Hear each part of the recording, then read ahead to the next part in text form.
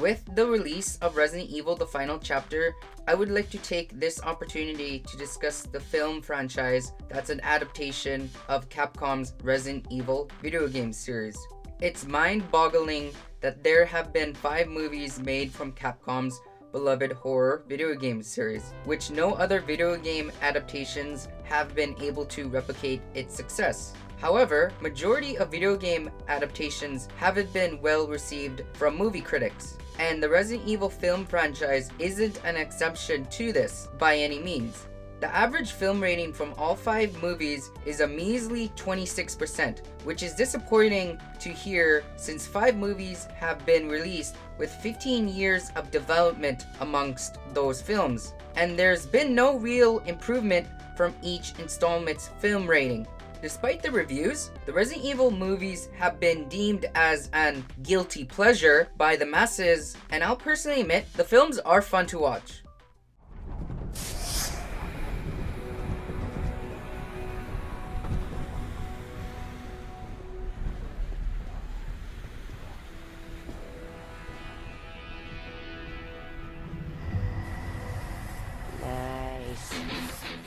I might have fun watching the Resident Evil movies, but there's always been a thought or an idea at the back of my mind, such as if Capcom hadn't licensed out their beloved horror video game series to a film company and just made the movies themselves, would they have been better?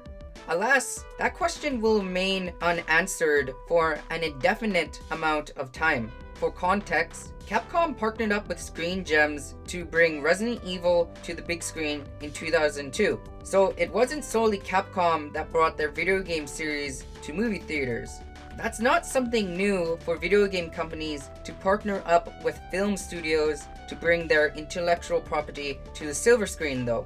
Despite having fun watching the Resident Evil movies, I'm not exactly fond of some of the creative liberties that Screen Gems have taken with the Resident Evil license. These creative liberties are basically depictions of characters, changes to the mythology, and the usage of the source material. Oh, damn it! Hold it. What do you think you're doing? I'm quote-unquote not a die-hard fan of Resident Evil, but I've played enough of the video games to appreciate the story and lore that Capcom has created over the years. So I'm not going to start throwing chairs or tables around since Screen Gems didn't exactly follow the story and lore from its namesake. With that said, the overall story of the Resident Evil film franchise isn't necessarily that compelling of a narrative to follow, and that's one of the reasons why the video game adaptation series doesn't have such a good film rating. Don't get me wrong, Capcom's beloved horror video game series isn't as straightforward of a narrative as one story should be, but the video games compensate for that flaw by having great characters like Leon S. Kennedy, Chris Redfield, Barry Burton, Jill Valentine, Ada Wong, Claire Redfield, and Albert Wesker. On the other hand, the Resident Evil movies basically have only one likable character, Janice Prospero, or Alice as she is better known from the films.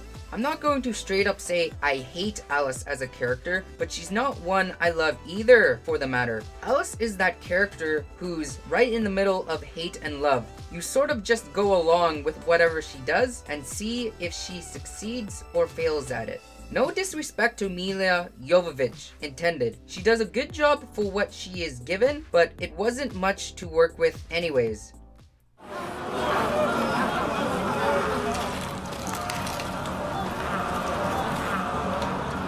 You like that, don't you, huh? Huh? You like the way it tastes, don't you? There's something that bothers me when watching the Resident Evil movies though. It's the method of how they incorporate our favorite characters from the horror video game series to the film adaptation. When the first Resident Evil movie released in 2002, neither Chris, Jill, or Barry was present in the film. Both Screen Gems and Capcom decided to create an original character instead of using one of their established characters from the video games. It wasn't until the 4th installment that we got to see our favorite characters make the transition from the video game to the feature film. Technically, Jill appeared in the 2nd installment of the film franchise, Resident Evil Apocalypse, but her inclusion in the movie isn't memorable because I honestly forgot that she was there. I'm actually not joking about this. While I was writing the script, I remember Chris's, Claire's, and Wesker's introduction to the film franchise because of their scene together is a rendition from one in Capcom's Resident Evil 5, albeit Claire Redfield is substituting for Sheva Alomar. Basically, Jill's introduction isn't because Alice just runs into her and they just kinda agree that it's better to stay together than travel alone. The method of how Screen Gems included the characters from the horror video game series to the Resident Evil film franchise was basically dropping them into the story and seeing what happens from there. For the record, that's not exactly what they did, but it certainly feels that way. A more accurate explanation could be fan service, if you will. No. If it comes to that, I'll take care of it myself. As you wish. With regards to the fourth installment from the film franchise, Resident Evil Afterlife, there is something that I want to briefly touch upon in that movie. It's the depiction of how they decided to portray Chris Redfield and Albert Wesker. In Capcom's Resident Evil, Chris was modeled closely to your ideal Special Forces officer. Then, in Resident Evil 5, Chris got a redesign that added more muscle to his physique, which made him look more like, let's say, a bodybuilder. I've got no issue with the variations in Chris's portrayal regarding the video games, but his appearance in the film franchise is, a lack of a better word, dull. In Afterlife, his wardrobe is pretty much gray, complemented by black, which isn't very exciting to say the least. That's not my main issue with his appearance. The issue is that Chris doesn't come off as either being a highly trained soldier or someone incredibly strong. He just looks like an average Joe that knows how to use a gun, and that's basically it. It's just dull. And in one of these particular photos, doesn't he look like a mechanic who's about to change an engine or do an oil change? But doesn't it seem that way? Chris doesn't look like he's trained to fight a zombie apocalypse, but rather repair my vehicle if it stalls on the highway. I don't know. That's just how he comes off in the fourth installment. Correct me if I'm wrong. I've got nothing else to say than that, unfortunately. Chris should come off as this badass of a character like his video game counterpart, but that just doesn't happen in the film franchise. That's my opinion anyway. I don't know. If you agree with me that he looks like a mechanic in Afterlife, please let me know in the comments below, and I would like to hear what your thoughts on that. Sorry about this, Stevie.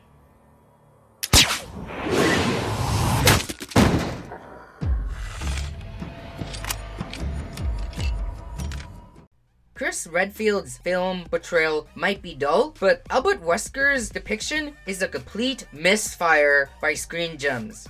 In Capcom's horror video game series, Albert Wesker was a part of a project called the Wesker Children, which was meant to create genetically superior humans. The Wesker Children project was overseen by a gentleman named Oswald E. Spencer, who was obsessed with creating a utopia where humans had superior genetics and that would have him as the leader for this new race of humans. Only 2 out of the 13 children that were part of this project survived the treatment, whom were named Albert and Alex. They were given the last name Wesker because of a head researcher that was developing the project.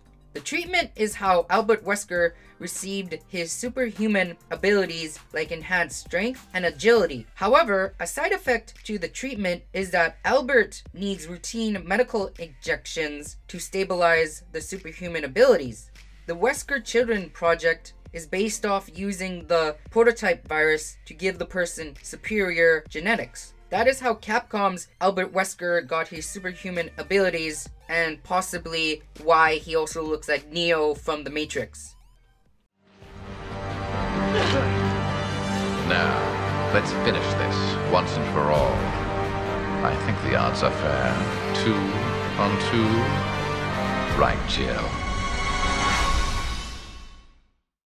In Screen Gems' version, Albert Wesker is the chairman of Umbrella and overseeing the majority of decisions made by the company. Time out for a minute. I'm not going to detail the whole story behind the film version of Albert because I would have to discuss particularly all 5 movies, and this video doesn't serve that purpose. Capcom's Albert Wesker was easier to summarize because he had undergone the treatment that gave him his superhuman abilities as a child, and everything else that he would accomplish happens later. While Screen Gem's Albert Wesker acquires his superhuman abilities in Afterlife, and everything else that he would have accomplished was already done. So I'm going to skip over what would have been his summary and just give you the differences from the video games. Albert receives his superhuman abilities from a medical injection that contained Janice's or Alice's blood. The side effect from this treatment is consumption of human flesh to stabilize his condition. This form of treatment is based off the T-virus or tyrant virus that's primarily used for making bioorganic weapons.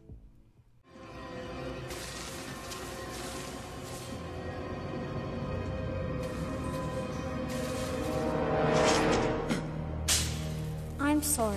I didn't mean to startle you.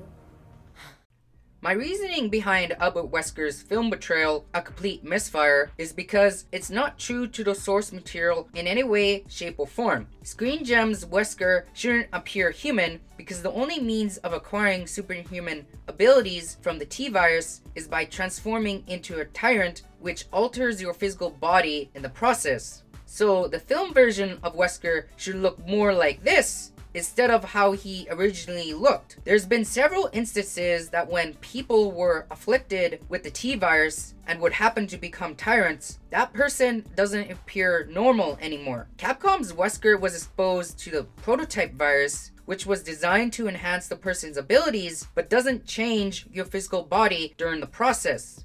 Here's a quote from the official Resident Evil Wikipedia. The tyrant virus was created primarily for military usage due to its ability to trigger violent genetic mutations in the affected. Well, there you have it. Trigger violent genetic mutations. The film version of Wesker would have his enhanced strength and ability, but he wouldn't have that pretty face or athletic build anymore. If that's not a compelling argument, then I don't know what is. Killing me won't put things right. No! But it's a start!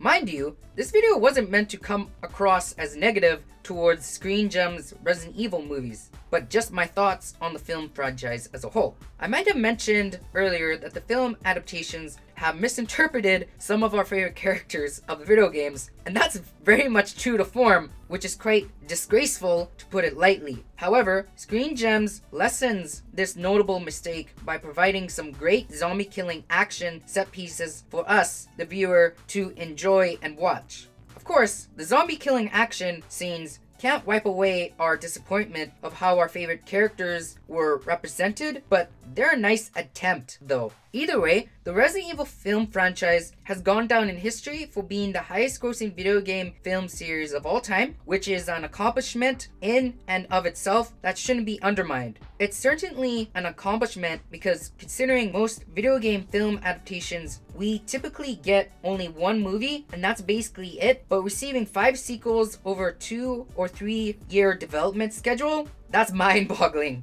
So even though Screen Gems and Capcom's Resident Evil movies aren't perfect by any means, they are fun movies to watch and enjoy if you're in the mood for some good old zombie killing action. I stress guilty pleasure though, because in all due respect, these films aren't the best in regards to the genre that it's a part of. So you might find other movies like Dawn of the Dead, 28 Days Later, Zombieland, The Evil Dead, Warm Bodies, World War Z, and many more better to your liking. For so long, I thought you were the future. I was wrong. I am the future.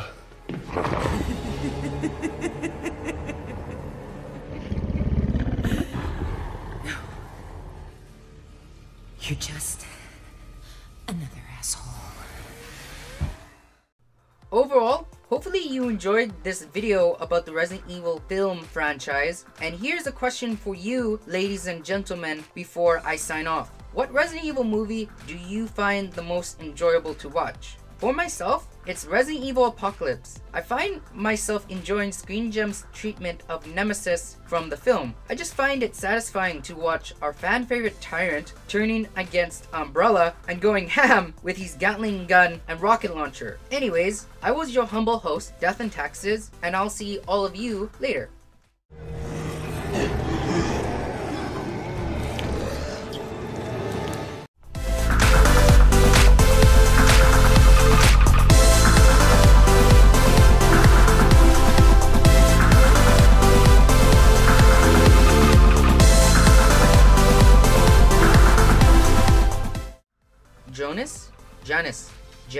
January, Janice, Pierce Prospero,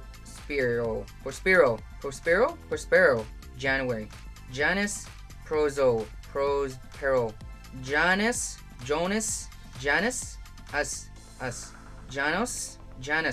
Janos, is that right? Janice, Prospero, Janice Piercebiro. I'm not gonna lie, I don't exactly know the right pronunciation of Alice's real name. I'm pretty sure that's how you pronounce it. Janice Piercebiro? Something along those lines. Janice Prospero. So that's how you pronounce it. Janice Prospero. I kid you not, I had to Google that, the pronunciation of that, and I didn't know it was actually that simple. But it was Janice Prospero.